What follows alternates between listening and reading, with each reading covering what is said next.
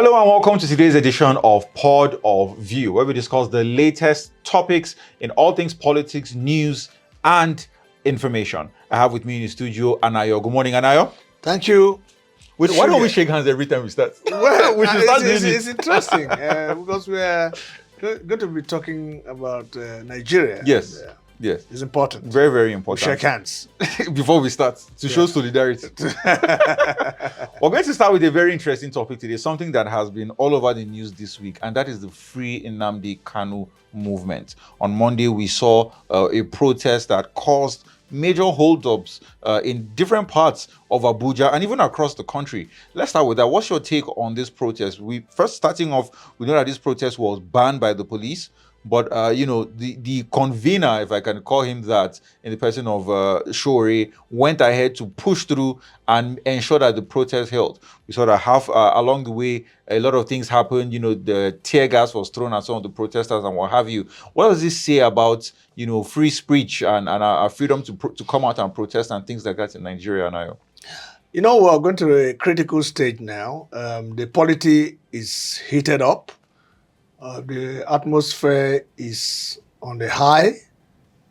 Economy is improving, but it hasn't gotten to the point where we can say we're free at last. So any little thing that comes up, people want to latch onto it.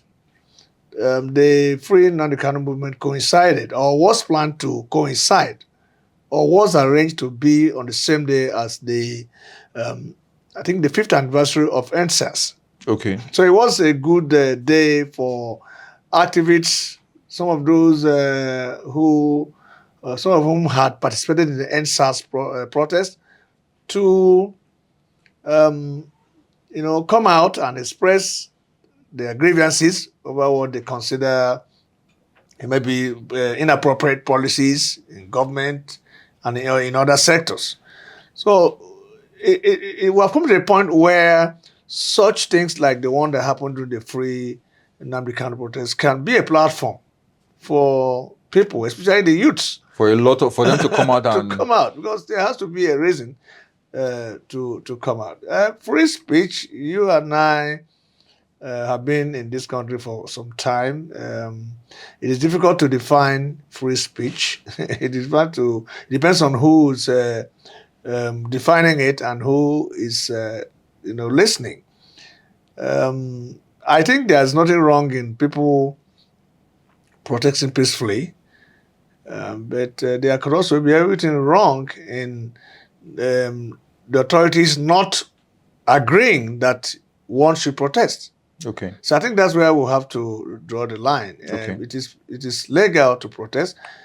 Now, if that is true, why should there be maybe a ban, maybe a stoppage?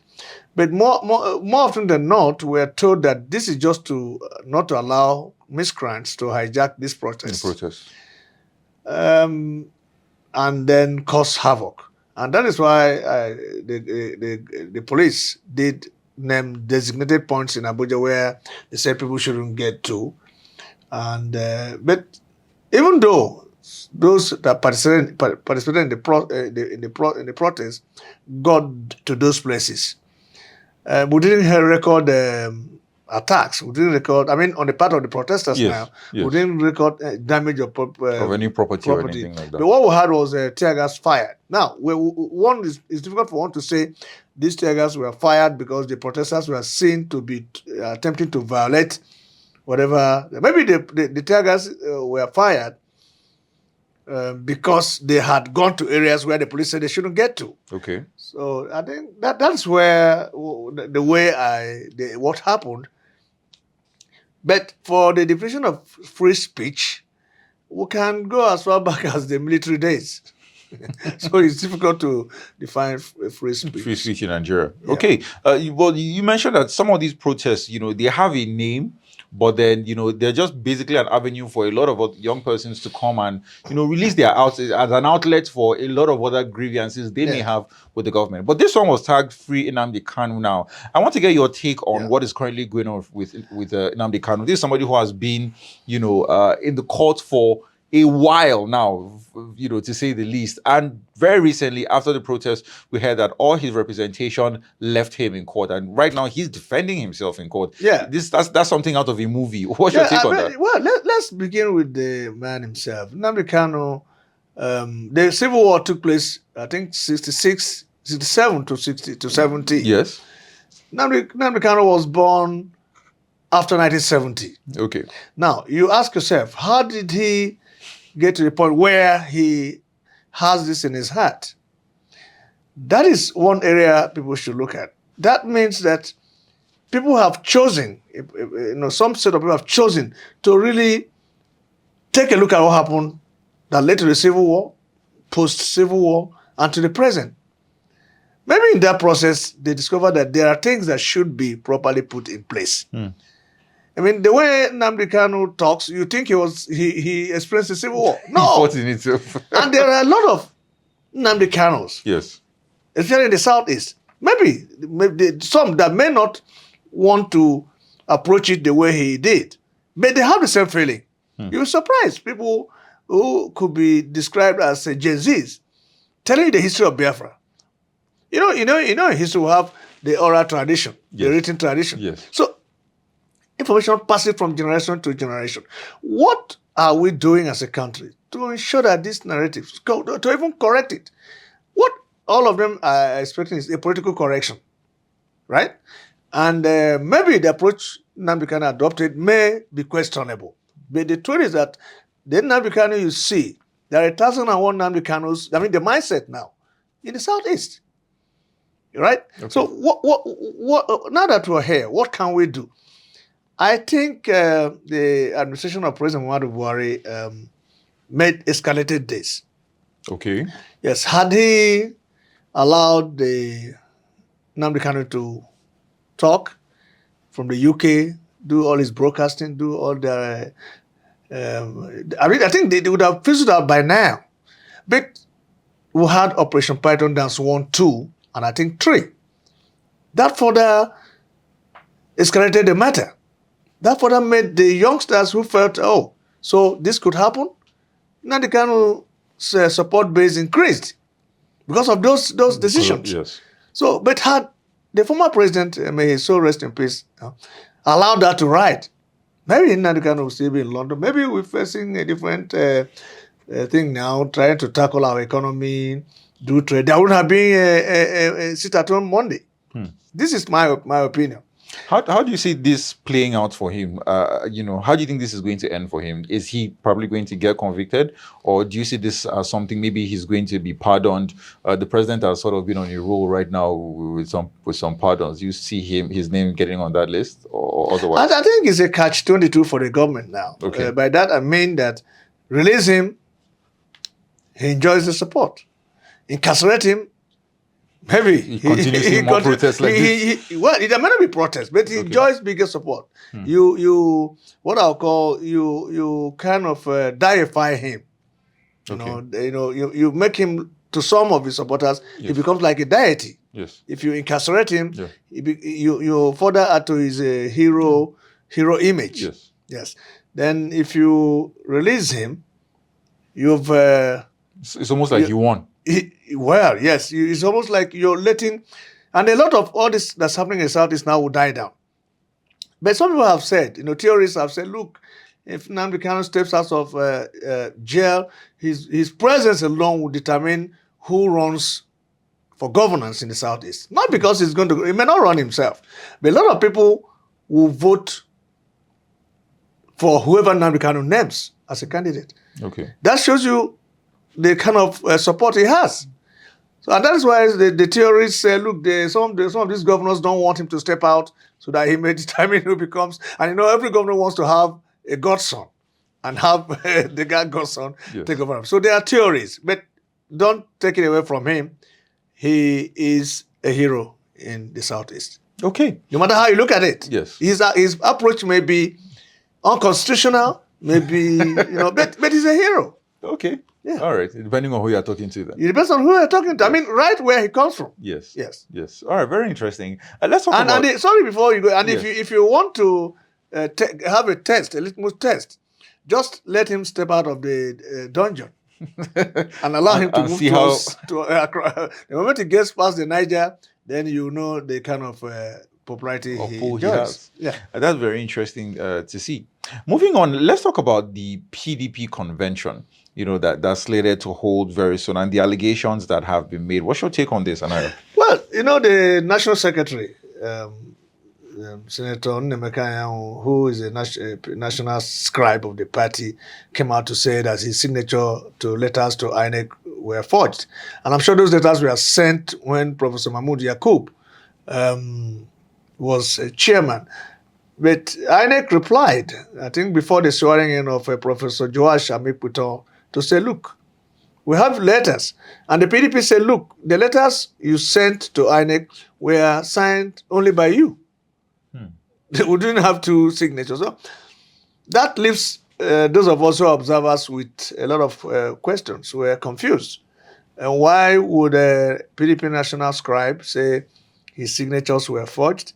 Is he trying to stop the proposed convention in Ibadan?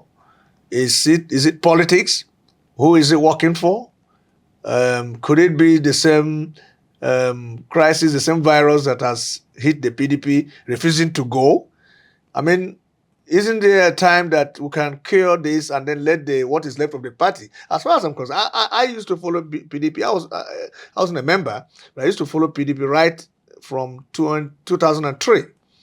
So what I see today as PDP is like a carcass of what PDP was when the likes of former Vice President Atiku Abubakar was like the big man in PDP. He had control of several governors. So when I look back at the PDP that was at Wadata Plaza, a PDP that had the People's Democratic Institute, a PDP that planned to have, create, if you like, a bureaucracy. That was the plan of PDP, to have a party with a bureaucracy where people, grow and training and all of that.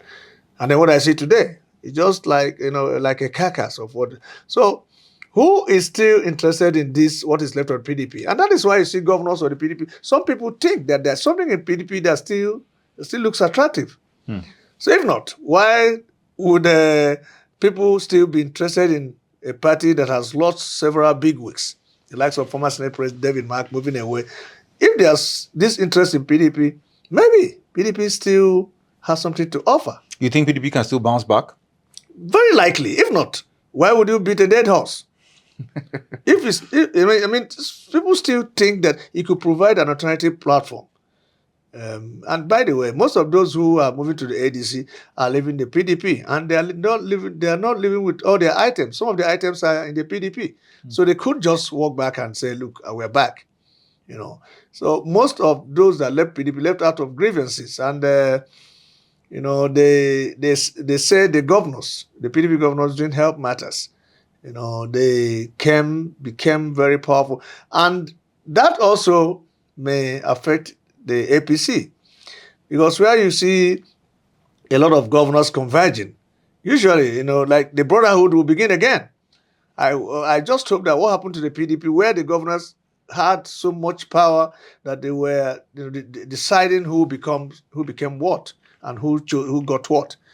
I hope that same matter will not be rising in the APC, because they are gathering, and it's always the governors with big war chests, big following. Yes, coming in. Large pockets, confidence, coming in. Right now they're coming, but we'll know whether it's going to work after the APC primaries and prior to the election. We'll know whether all of this gathering will be a gathering of children from the same village swimming in the same village river, or total strangers looking for places to reside. Okay. All right. Just one final topic, before we wrap up today's discussion, and that is the election petition. Currently, being discussed.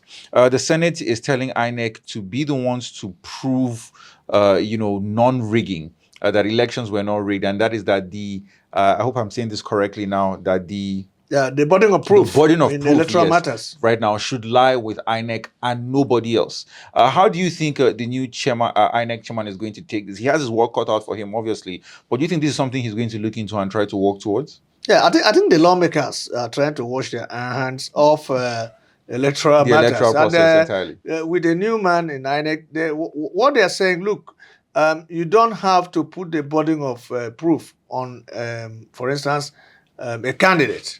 I say, okay, proof that your election was rigged or the process was faulty. It has to be INEC. First, INEC is enjoying a first-line charge. I mean, nobody touches the budget. It goes straight to INEC. INEC decides what to do with funds getting to it. So INEC, I mean, nobody's going to vet it. So the lawmakers are saying, if you're in general of this, why do you still expect us to do, for instance, investigate? So it was almost unanimous. Lawmakers say, look, INEC, if you're the umpire, then be the umpire. Why do you want to hand over the whistle to someone else? Be the umpire. Do your work.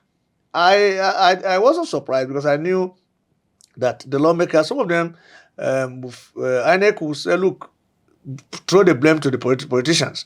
But now they are asking INEC, look, if we do something wrong, you come out and tell the world that we did something wrong. Don't try to shy away from your responsibility as an umpire. And INEC with Professor Joash there, Amukwiton, I don't think they will say no to that. I mean, that is also is part of the amending the Electoral Act 2022 and then making the Electoral Act 2025. And the other things there, I mean, it also includes this idea that came up some weeks ago about having elections, earlier. Okay. Maybe that even though is that still being discussed? Yeah, even though some members of the committee stated that it wasn't before the electoral committee yet. Okay. But I think if it's a good idea, why not take it up? So we may see some of those items coming up. And there are others. There's need to clean the Electoral Act. Because so that with the new INEC chairman promising that under his watch, losers will shake winners. I think we all expect that.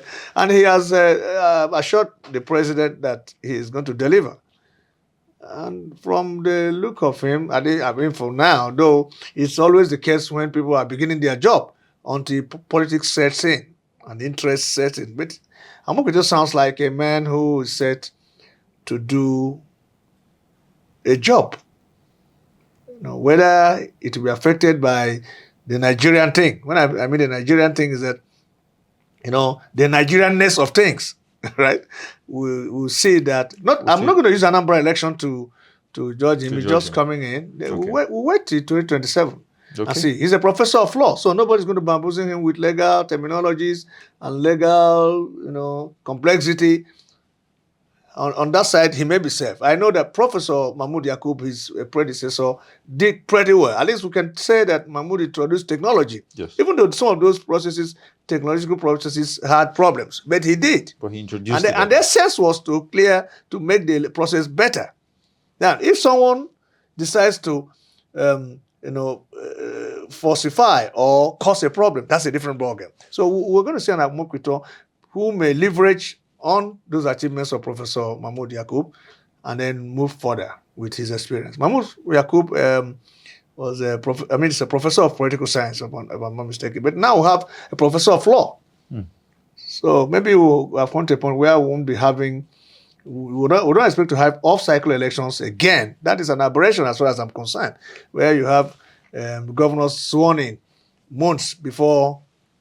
If you can just bring it all together, and then the moment also, and again, another aspect of that amendment that is interesting is finishing litigations relating to elections before oath of office, so that you don't have someone taking an oath of office as a senator 2 days after he's thrown out by the court, and he goes back to his CV and says, "Senator Anayo Akwiti." for 2 days. He wants a senator, always a senator. Yes. For 2 days. And he waits you by as, okay, to go away with your mandate. I am now a senator. So let's have everything done before you're sworn in. Before you're sworn in. Yeah. Which makes a lot of sense. It makes a lot of sense, when you yes, think of it. yeah. Well, clearly, the new chairman of the INEC, Professor Josh Amupiton, has his work cut out for him. That's all we have time to discuss today. Very eye-opening discussions. If you were paying attention from the beginning, we discussed the Free Nnamdi Now rally that held on Monday and caused a shutdown across roads in the country. What that is going to look like, only time would tell, and how Nnamdi Kanu's case will play out, that's something we still remain to see. As to what is going on with the PDP, and I strongly believe the PDP can definitely bounce back. I have my skepticism on that, but I'll keep it to myself. All right, thank you very much for tuning in. This is Pod of View on Democracy Radio 104.9 FM Abuja. We have even more exciting programs for you. Make sure to subscribe.